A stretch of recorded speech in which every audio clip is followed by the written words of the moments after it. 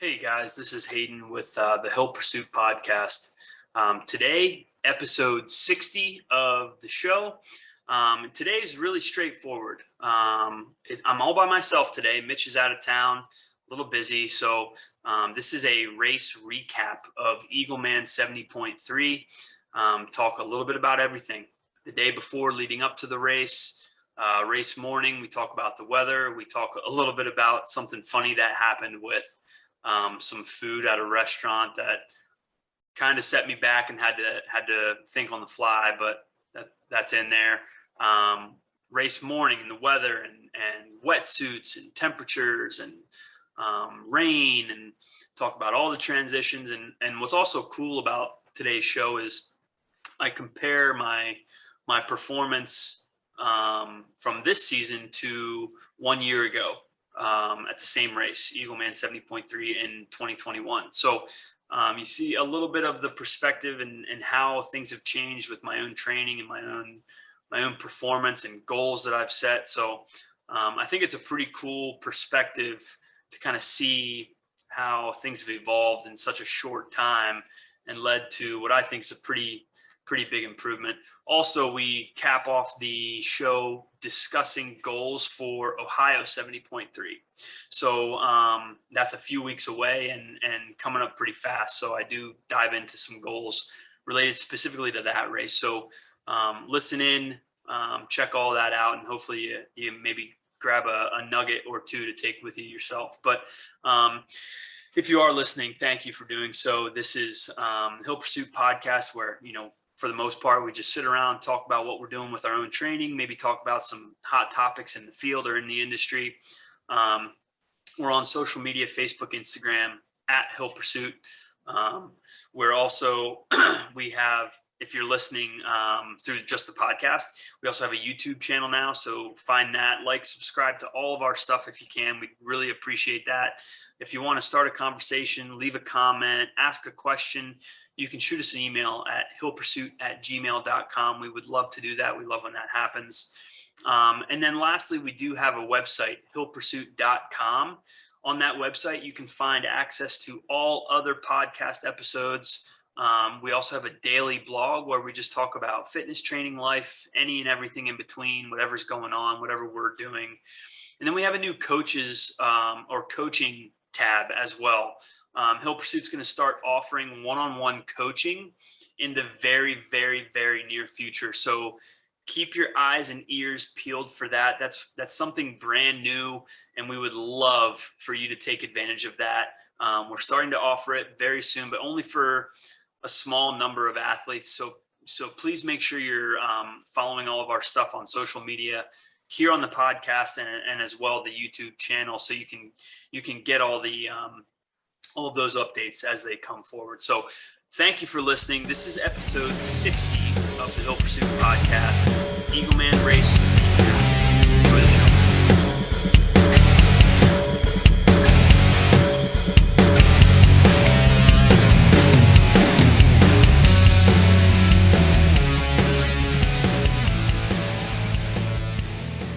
Hey, what's up, everybody? I'm on my own today for this one, but this is one that Mitch and I both definitely wanted to get out. This is a little race recap from Eagleman last weekend, and unfortunately, Mitch is kind of off the grid for a couple weeks. Super busy with work, and I think just traveling a little bit too. So before it gets too far away, we definitely wanted to get this out. So I'm just gonna kind of handle it on my own and see where it takes me. But most recently, I also posted in the Hill Pursuit blog.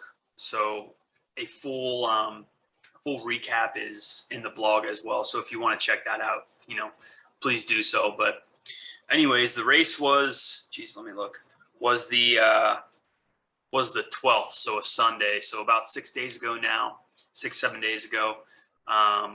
So Sunday the 12th, and heading into Cambridge, Maryland for Eagleman. I traveled with a friend, which was great, but about 6 hours in the car the day before. We're looking at the weather, and the weather just looked absolutely terrible. So we didn't have, super high expectations for the day of the race, which is never fun. You train super, super hard. And of course, in an ideal scenario, in a perfect world scenario or setup, you have the ability to race well and, attempt to PR your time if you can. So of course we have that in mind, and we're looking at the weather and we see that it's just absolutely terrible, like thunderstorms, lightning. There's even some, a couple thoughts run through our mind about the swim even just getting canceled because the weather looked to be so terrible. So that was a little bit of a downer, the day before, the night before, but I'll explain kind of what happened later with that. But anyway, so that was really much of the day before. We got there pretty early, around lunchtime, which was great. Gave us some time to do our bike check, ride around for maybe 10 minutes, just make sure things were okay, and get rid of the bike in transition, try to find some food. Man, that was a disaster. Long story short, I didn't pack all of my food because I had eaten at this similar restaurant, the same exact restaurant, a year ago for the same race. So, and it was great. Just got a really plain crab cake sandwich, and I hope to do the same. Long story short, they messed up our order and we ended up not having food when we wanted it. So that also kind of threw a wrench into the day. So had to scramble and figure out food, which, lesson learned, bring my own food from now on for the entire day before, morning of, everything. So hard lesson to learn. It didn't go the way that I wanted it to, but that has to happen sometimes. So lesson learned on that one. But aside from that, the day was pretty typical. I got off my feet very early, maybe even as early as 3 or 4 p.m. 4 p.m. I think. That got to my hotel, just relaxed the rest of the night. Fell asleep really early, but because I fell asleep so early, I actually woke up way too early, and then I was able to fall back to sleep, which was nice. But anyways, no issues sleeping. Woke up the next morning. First thing I did was check the weather, and the weather looked great. Couldn't believe it. The thunderstorms were going to miss us.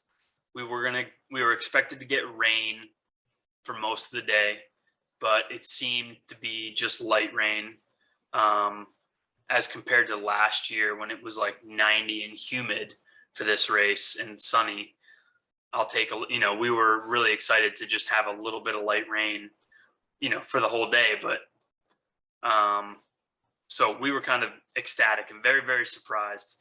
So we show up to transition super early, around 5 o'clock, hoping that the water temp is wetsuit legal. And of course, the entire week before the race, the temperature, of course, was not wetsuit legal. But the morning of the race, it was magically wetsuit legal at like 75.6. So, 0.6 degrees under the cutoff. So somehow they fished around and found a cool part of the Choptank River, but it worked out. So wetsuits allowed. So everybody's, packing their bikes with fuel and making sure everything's good to go. Their shoes, sneakers, socks. I'm doing the same. I'm fueling up a little bit. I had a half a waffle, 1 egg, sausage patty, some goo gels, and sipping on carbs the entire morning, starting from about 2.5 hours before the race. So pretty normal nutrition for the morning of. So things are going pretty smooth so far. We get to transition, started pouring, but it only lasted for like 5 or 10 minutes. So everyone kind of got a quick scare of maybe some bad weather, but then that was it. The swim started without a hitch, no delays, nothing. So that was really surprising. But again, everybody's just kind of ecstatic to even just be racing, right? So we were all thrilled, and I jumped pretty forward in the line for the swim start. Something I've learned from the past, that everybody always jumps forward anyways. A lot of athletes do. And if they call people over by swim time, expected swim time or swim finish. So I think going in, my goal was 40 minutes. So if I would have swam with a 40 to 44 minute group, then I would have started probably 20 minutes later, right? So I jumped up to like the 30-minute group, which was a couple groups ahead of where I actually expected. But again, everybody does that. So I did it too. And I was glad that I did, because I started the entire race only 5 minutes after everybody started. So there were 3 swimmers that went into the water every 3 seconds. And there were, 2,400 athletes. So it did take quite a while. The pros were in at like 6:40. Age groupers started at 6:55. I was in the water by 7 o'clock. So ideal scenario for me. I felt, I was really thrilled to have started that early. Got, start the day, try to avoid any bad weather that might come later in the day. So started the swim, and the water felt really, really comfortable. Not cold, not warm. It really felt comfortable. Standing in the line, waiting to start, you're standing in that line for like 20 to 30 minutes. And the temperature in Cambridge, it was really humid and muggy.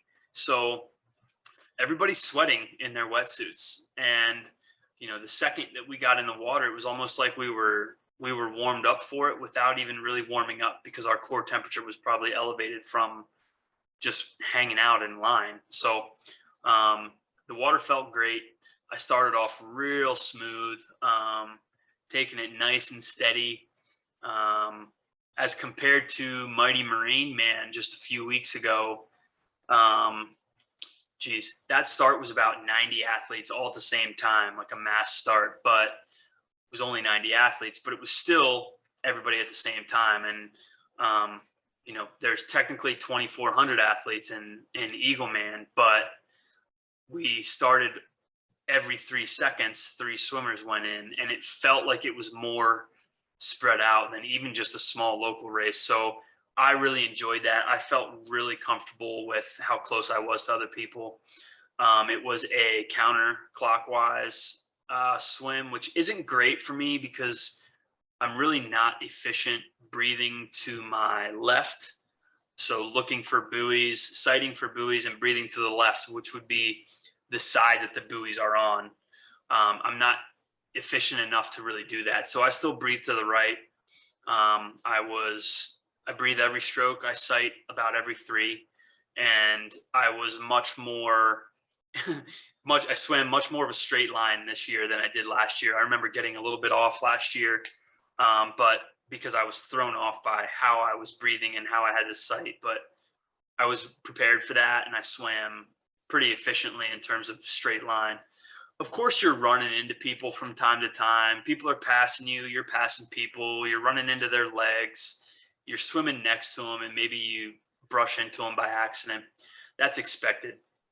I made a couple turns, and the last turn I made to the swim finish, the swim exit, was about another 400, maybe 500 meters offshore.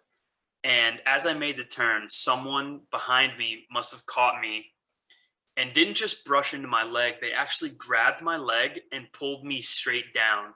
And that's the first time I've ever experienced that. I hear of people that are like ultra competitive, maybe pros. If they're in your way, get them out of your way. Sure. Right. But we're all age groupers. It shocked me that someone grabbed my leg and didn't just let go because maybe they accidentally grabbed it. They grabbed my leg and yanked me backwards. I couldn't back and down. I couldn't believe it. So I was pretty ticked when that happened. I came up for air real quick, looking around, see if I could see who it was. In the moment I wanted to give somebody an elbow or a shoulder or more, but I couldn't figure out who it was, and that's probably a good thing. And then I kind of regained my composure, and I was like, you know what, just get over it. Swam the rest of the way in. I looked at my watch when I came out, and remember my goal for the swim was about 40 minutes. Last year was about 45 minutes for this race and for my 70.3 last year. And I looked at my watch and I saw 37 minutes. So I was ecstatic. I knew I was ahead of the game for the day already. And, I felt great coming out of the water too. So a lot of positives coming out of the water. I noticed it was starting to drizzle when I came out. So no surprise. I kind of knew that would be the case for most of the day, if not all of the day. So headed to transition, and transition at this race is just humongous. Like, the transition area is normal, but they actually like weave you around. It takes a while to get back to your space. So that's kind of frustrating. But my goal for the total time in transition was 8 minutes for both transitions. I think last year I was like 11 minutes, and that's just ridiculously slow. So I know it's a huge transition area, and it takes a while to get there for both swim to bike and bike to run. So my goal was 8 total minutes. I came out of transition 1, hopped on the bike in about 5 and small change. So not great, still faster than last year, same course, same transition, but it was like a minute faster than last year. So I still knew that I was okay, but I would have liked that to be a little quicker. But again, it's a hard transition area. So start on the bike. My goal for the bike was about, I think I said 240 was my goal, 2 hours and 40 minutes. Now, again, it's not just like an absolute power number, because it's dictated by how much I weigh, how much I'm carrying on my bike, what my bike weighs, a little bit of everything. But instead of racing for miles per hour, I was really just racing off of a power output that I'm comfortable with, and I worked with myself and my coach to kind of figure out. And that power average was about 190 watts over the course of the entire 56 miles. Long story short, I kept to that number. I think I was even just like 189 or 191, literally like right at the number 190, which is great. For most of the ride, I was above 190, and I decided for the last like 8 miles ish to pull back a little bit, conserve some energy, because I wanted to feel like I was racing the run and not just surviving the run. That was really big for me. So regardless of what my miles per hour came out to and how fast my ride was going to be, I tried my best to stick to 190. I would say I finished above 190 and then kind of just coasted in the last like 5 to 8 miles, somewhere in there. But just to kind of conserve some energy, ended up averaging 190. So did I have a little bit more? Yeah, but I stuck to my game plan, and it paid off pretty well because my run was fairly solid. But anyway, let's talk a little bit more about the bike. No real issues with the bike. The bike at Eagleman is extremely flat. I was prepared for that. I'd raced it before, and I raced Ironman Maryland, a similar bike course as well. So very, very flat. There's good and bad with flat. The good is that you're not climbing any hills. The bad is that you're not descending any hills, right? So there's no break, there's no time off, there's no coasting on a flat course. So good and bad, you're working the entire time on a flat course.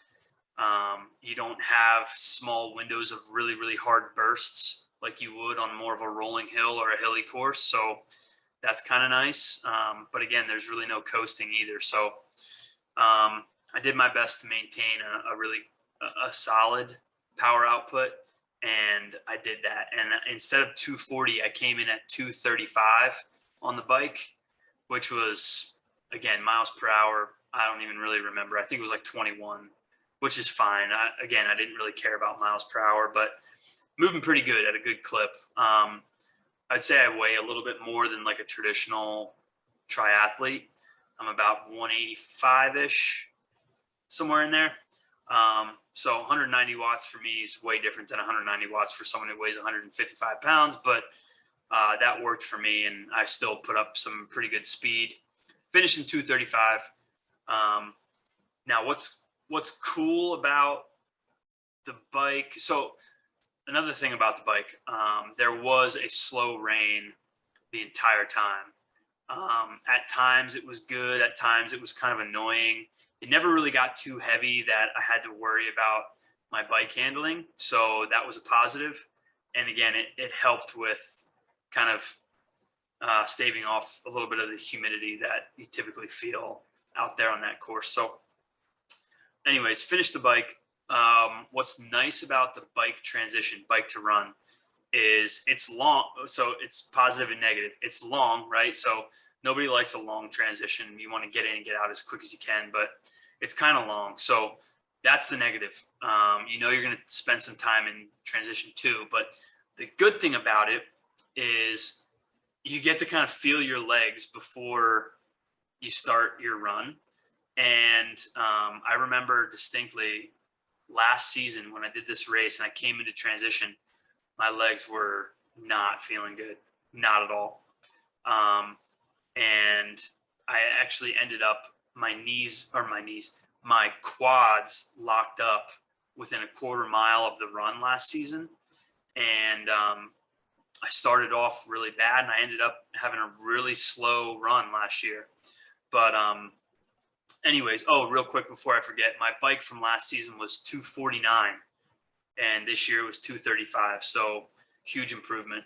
Transition again, I felt my legs this year and they felt great. So I knew that I was going to have a good run. I got into and out of transition like just about 3 something. So my overall goal of 8 minutes, I didn't quite meet it, but I was under 9 minutes. So I didn't really lose time because I was still faster than I was last year in transition. So that was a good thing.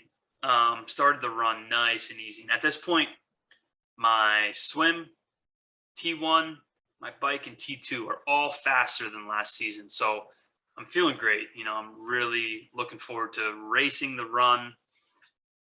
So I was feeling really positive coming out of transition 2. So for me, again, a little bit larger of an athlete, but for me, my slow runs when I train are right around 10-minute miles. Some of my tempo stuff is under 9, closer to 8. But I knew that if I could run a 9-minute mile, I'd be right around 2 hours for the half marathon.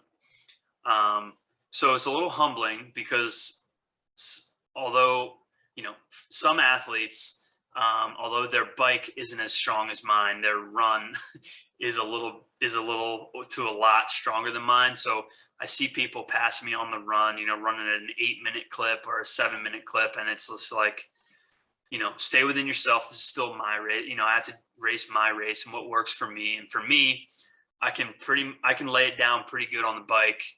My swim is average. It was great for me, but my swim is average and I know my run is average. So I was doing my best to run my race and not come out too hot, not come out too fast. I ended up looking down at my watch and after about 4 miles, I'm running 8:30s. So that's too fast for me.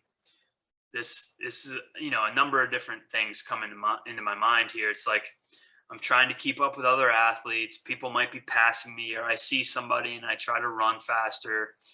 A couple of those things probably happened. And I was trying to force myself really hard to run slower. And it's difficult. So lesson learned there, because I do have another 70.3 in about 6 weeks.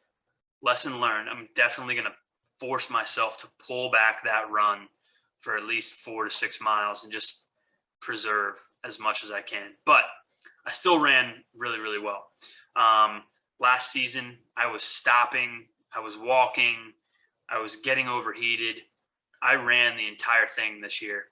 At one point, so if I would have averaged that 9-minute mile coming out of T2, if I would have averaged 9-minute miles for the entire half marathon, I would have finished under 5 or right around 5:20, 5 hours and 20 minutes for the whole race.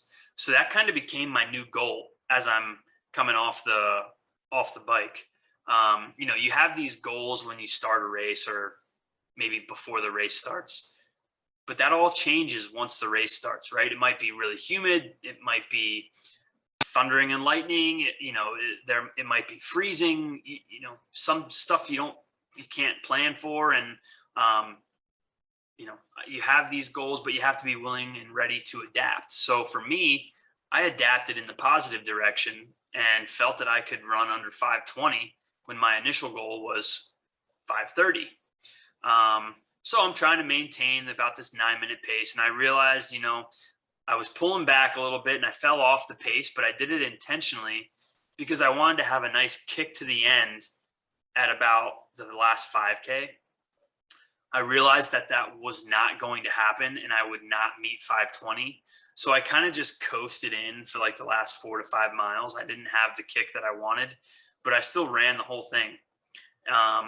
There was some pretty bad rain on the run and it started getting muggy towards the end, but I finished fast enough that I avoided like the bad stuff. So my overall finishing time for the run was 2 hours and 3 minutes, which was like a 9:20 pace, which is still great for me. So I was really pleased with that. 2 hour and 3 minute half marathon. And last season, I think I ran like 11:20s, 11:15 pace. So I was like 2:28. So I cut off a massive chunk there. My overall finishing time was 5 hours and 27 minutes. Again, meeting the goal of 5:30. Last season, my finishing time was 6:14. So that's over a 45-minute personal record in a year's time. So as I'm coming to the finish line, I was just like so thrilled that I was able to accomplish the 5:30 after a year of thinking I was a 6:15, half Ironman athlete. And I know I have a little bit more in the tank, which leads me to kind of talk a little bit about Ohio 70.3, which is coming up in about 5 weeks now, not 6 weeks, 5 weeks. And maybe what I would do different. So I'm hoping that I can still swim at about 40 minutes.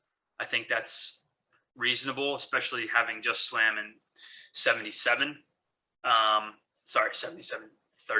minutes. So I think 40 minutes is still reasonable. I'd like to tighten up my transitions a little bit, so that'll make up for the time. If I swim in 40 minutes instead of 37, but my transitions are a minute or two faster, that'll make up for it just right there even. And then I also think I had a little bit more on the bike. So if I drop my bike to about 2.5 hours, about a 2:30 instead of a 2:35, and then plan my run a little bit more efficiently.